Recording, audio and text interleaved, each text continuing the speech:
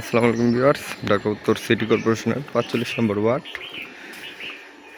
এই যে আপনারা একটি জমি দেখতে পারতেছেন।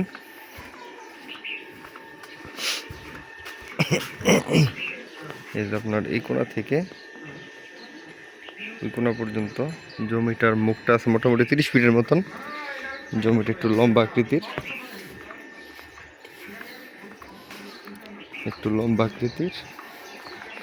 তো লম্বা জায়গা, বাড়ি খুব সুন্দর হয়। 2টা রুম করা আছে, গ্যাসের লাইন নাই, পানি এবং বিদ্যুৎ আছে। 2টা রুমে ভাড়া দেওয়া আছে। কর্নার প্লট, 2 সাইডের রাস্তা। এটি হচ্ছে আপনার মাদারবাড়ি পুরান থানার ঠিক সামনেই।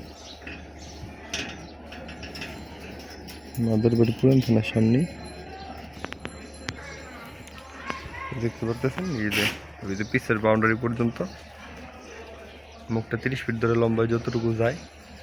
ওই 3 কাঠা জমি, পিছন দিয়েও গেট করা আছে, সামনে দিয়েও গেট করা আছে। মোটামুটি পুকুরের মতন করা। এটি হচ্ছে আপনার মাদারবাড়ি পুরান থানার ঠিক সামনেই।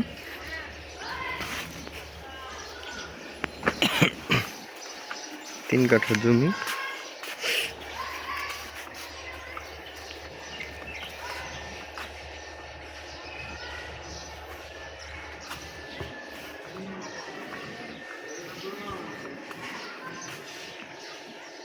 আপনারা এই জমিটি নিয়ে চিন্তা ভাবনা করতে পারেন।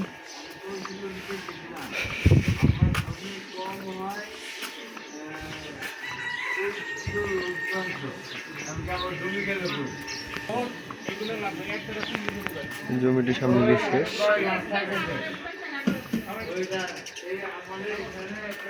আর ভিউয়ার্স, এই জমিটি নিয়ে আপনারা চিন্তা ভাবনা করতে পারেন। এটি খুব ভালো ডেভেলপ এলাকার মধ্যেই আপনার মাদারবাড়ি।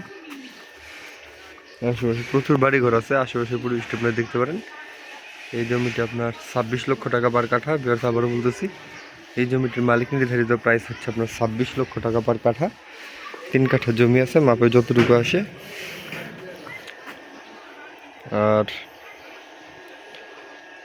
আপনারা জমি দেখার পূর্বে অবশ্যই কমপক্ষে একদিন আগে আমাদের সাথে যোগাযোগ করবেন। আমরা আপনাদের নির্ধারিত লোকেশনে এনে জমিটি দেখিয়ে দিব।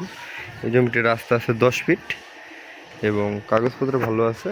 আপনারা দেখতে পারেন, কিছুটা নেগোশিয়েটও করা যেতে পারে। আর